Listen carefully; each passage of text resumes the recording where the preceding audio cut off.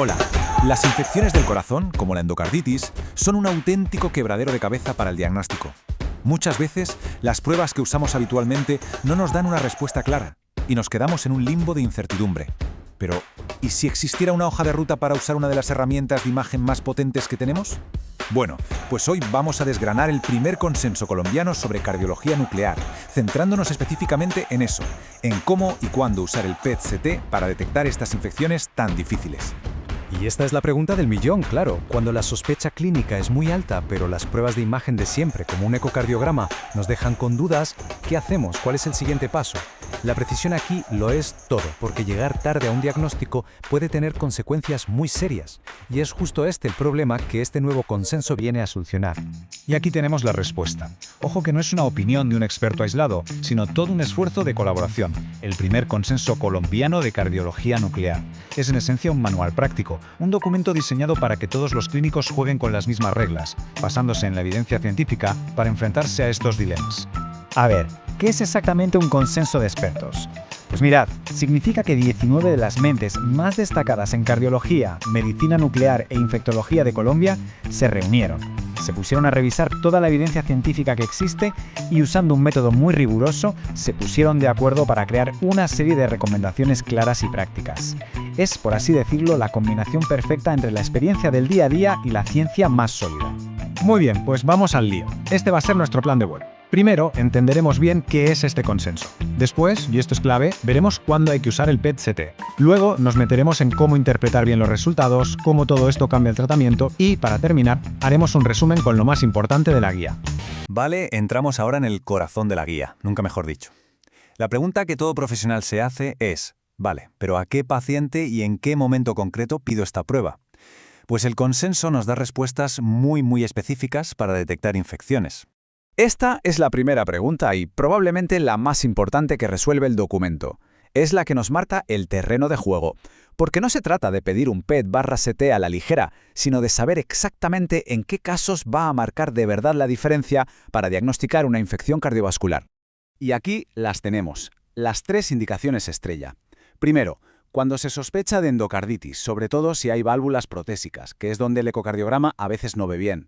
Segundo, para pillar infecciones en dispositivos como marcapasos o desfibriladores, que es una complicación bastante grave. Y tercero, para diagnosticar infecciones en injertos vasculares. En estos 3 escenarios, el PET-CT es una herramienta de altísimo valor. Y ahora fijaos en esto, que es lo que le da una solidez tremenda a las recomendaciones. Tanto para la endocarditis como para las infecciones de dispositivos, la recomendación es clase 1, nivel de evidencia A. A ver, para que nos entendamos, clase 1 es un hay que hacerlo, está totalmente indicado. Y nivel A es la matrícula de honor de la ciencia. Significa que la evidencia que lo respalda es de la máxima calidad. Vamos, que tenemos el mayor nivel de confianza clínica posible.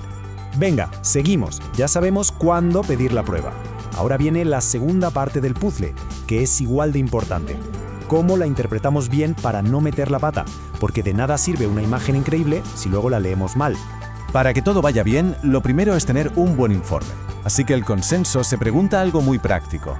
¿Qué información es esencial que aparezca en el informe del PET-CT para que sea realmente útil para el clínico que lo va a leer?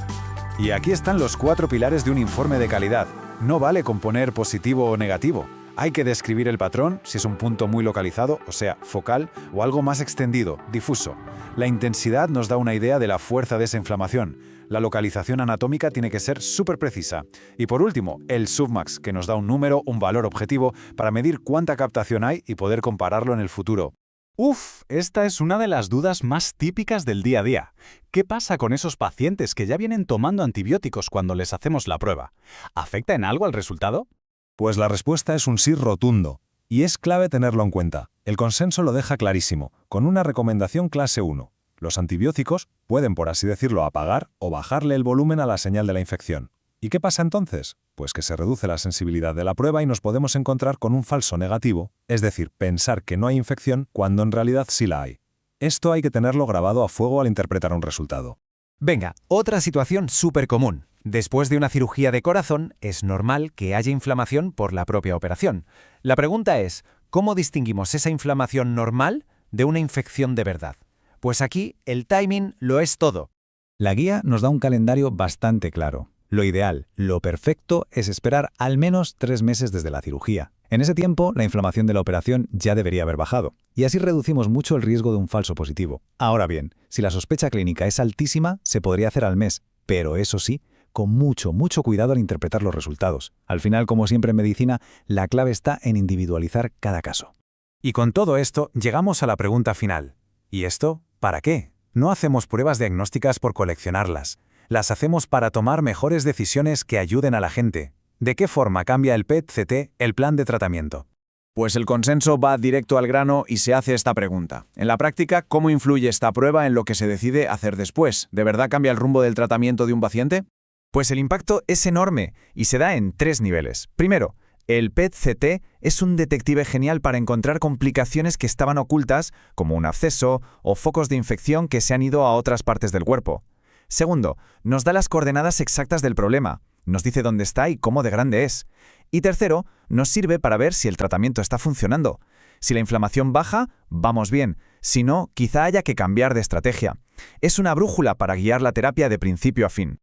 Bueno, y para ir cerrando, vamos a resumir el valor que tiene todo esto. No es un simple artículo para leer, es una herramienta de verdad, para tener la mano en la consulta, para resolver dudas y sobre todo para mejorar la atención a los pacientes. Y yo creo que esta frase, el propio documento, lo clava.